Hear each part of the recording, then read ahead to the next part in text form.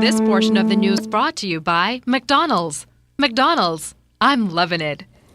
2 months ago, 38 young and talented Bahamians represented all of the constituencies in the House of Assembly during Youth in Parliament. The special sitting not only commemorated the country's 40th independence anniversary, but coincided with the theme, Bridging the Future, the Journey Continues. LaDawn Davis tonight tells us that the group submitted a detailed report with suggestions they would like to see implemented in the national youth policy. The well-crafted booklet contains 155 detailed suggestions and solutions that will not only improve the standard of living, but inspire the nation's young people to become more productive citizens. Director of Youth Darren Turnquest says he read the detailed report and applauds the youngsters for presenting a document that will have a direct impact on the national youth policy. It is the second report that the ministry has ever received from youth parliamentarians, but it's the first report that has ever been presented to the Honourable Minister of Youth in this form, and I think it speaks volumes to how serious these young people are about the work that they have done. Minister of Youth Dr. Daniel Johnson echoed similar sentiments. Mr. Johnson says the mock parliamentary session is a clear example that all is not lost among the future generation of this country. I'm very, very proud of the process you went through in learning about how Parliament works, and then the example you showed in participating in your part in contributing to the issues of state. And as a result, we thought on this occasion again, 40 years later, a generation later, we'd really ask you, what do you think? What do you think we should be doing? And as a result, we are presented today with this fantastic document, which is the recommendations that came out of your process. Now, a few of the young parliamentarians we spoke to talked about their experiences in the House of Parliament. My experience was life-changing. It was amazing meeting all of these beautiful and amazing people. I was able to learn a lot about the youth and see that the country is in great hands. It actually gave me the chance to actually voice my opinion. And since then, I've actually been trying to make steps forward to helping other youth and trying to put programs in place to help them get closer to their dreams. I learned a lot, and I feel like what this experience has done for me, it's opened my mind. Personally, what I feel that I want to do next is to create an answer to the question that was put before me and that I can, put before other Bahamians, which is, what is the Bahamian dream? A question that will be debated during a special feature to be showcased during National Youth Month in October. LaDawn Davis, ZNS Network News. In addition to the main educational stream sector, another special segment of our population has returned to the classrooms this week, and according to officials, the process was a smooth one. While the numbers at the Center for the Deaf have decreased substantially over the past few years, the school continues to play a vital role.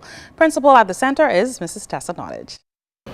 In 1981, when I first came to the Center for the Deaf, there was about between 60 to 100 children registered at the center. Now we only have 28 students at the center. And this is because of new technology being advanced technology, like the cochlear implant.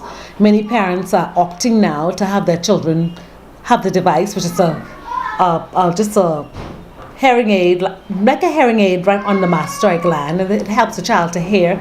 It directs the sound straight to the cochlea. And the major cause was rubella and German measles.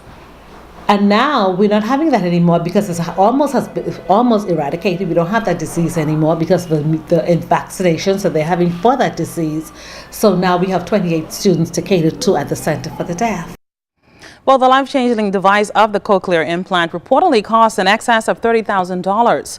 And now scores of students have joined the regular school sitting there. Excellent, because everybody wants their child to hear, everybody wants their children to speak. That's very important. But we'll always have the few we don't know the cause of the deafness. We'll always have those children. Hereditary, we'll always have those children who are having deafness by hereditary. And we'll always be here to cater to those children. We cater to children from ages 2 to 22. The 2-year-olds, we hope that they're potty trained, but if they're not, we have a program. We'll have the parents to teach their children, maybe for an hour a day or hour every 3 days of the week. We can come into the center and we'll help you to teach your child. So by the time your child is 2 years old and potty trained, he'll be on the way to a good education.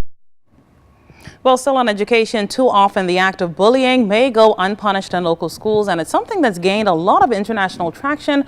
But here on the home front, the message about bullying is now being brought to the forefront. Director of the Bahamas Crisis Center, Dr. Sandra Dean Patterson, says this academic year the center will be working to stamp out bullying. It's so important for us to address the issue of bullying, and what we want to do this year is do something called bully-proof our schools. Make our schools aware of bullying and have a zero tolerance of bullying. Many times I don't think teachers or parents pay that much attention to bullying. They think, oh, that's just children being children. But what we know about violence is it's learned, and children will learn this from the very beginning. And bullying behavior is one way or one time that you learn it. So we focus on the bully, the bullied, and especially the bystander, the witness, the child who watches it and doesn't do anything about it. What we want to do is to have a community of caring children who are concerned about what's happening to another child. If they see another child being taken advantage of or hurt, that they're going to say something or they're going to do something, and ensure that the kind of school atmosphere is a peaceful atmosphere, is a happy atmosphere, and is a caring atmosphere. The Methodist Church in the Caribbean and the Americas, MCCA, inducted 2 new ministers in its circuit yesterday evening during a service at Wesley Methodist Church. Reverend Derek Brown as Superintendent Minister and Reverend Cecil A. Newbold as Circuit Presbyter. My commitment is for the Lord to use me. I'm available, and I wish that there are other persons here who will be available with me to do the will of God. And so I ask for us to commit ourselves. Reverend Newbold, you're not as young as me, but I believe you still have some energy. You're back home, you're excited to be back home. Let's get the work done. Still to come, Government League playoff action. We've got the highlights coming up. And later in Family Island News, a look at how Long Islanders got ready for the new school year. You're watching The Bahamas Tonight. This portion of the news was brought to you by McDonald's. McDonald's, I'm loving it.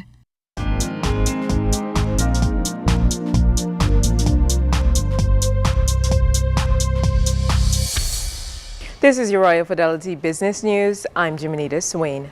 The Bahamas International Securities Exchange is in the process of developing a new debt security for government, which will fill the gap by offering investors medium maturities. BISIC's head Keith Davies said the proposed paper security would have a maturity of between 1 and 5 years, sitting between Treasury bills and Bahamas government-registered stock. The development would tie into government's effort to reduce its debt financing costs, bearing in mind the yearly debt for 2013-2014 is projected at more than $400 million. The national debt already exceeds $5 billion. Ministry of Tourism officials estimate that more than 30,000 persons have traveled to Bimini using Resorts World Bimini Superfast Ferry, and those numbers continue to grow. The ferry made its inaugural voyage to the island about 6 weeks ago, and Tourism Minister Obi Wilchcombe said the Superfast Ferries has made a positive impact on the island of Bimini. Wilchcombe, who is also the Member of Parliament for Bimini, said business has been so good now that people can access the destination that the Genting Group has decided to build a new hotel there. And Reuters is reporting that a Florida family of treasure hunters finally had their dreams realized. Over the weekend, they hauled an estimated $300,000 worth of gold from an historic wreckage in the Atlantic Ocean. The family found gold chains and coins from the wreckage of a convoy of 11 ships that sunk in a hurricane off the coast of Florida in 1715. The vessel was en route from Havana to Spain. According to the ship's manifest, the vessel was said to have about $400 million worth of treasure on board. Of that, $117 million has been recovered. That was your Royal Fidelity Business News. I'm Jimenita Swain.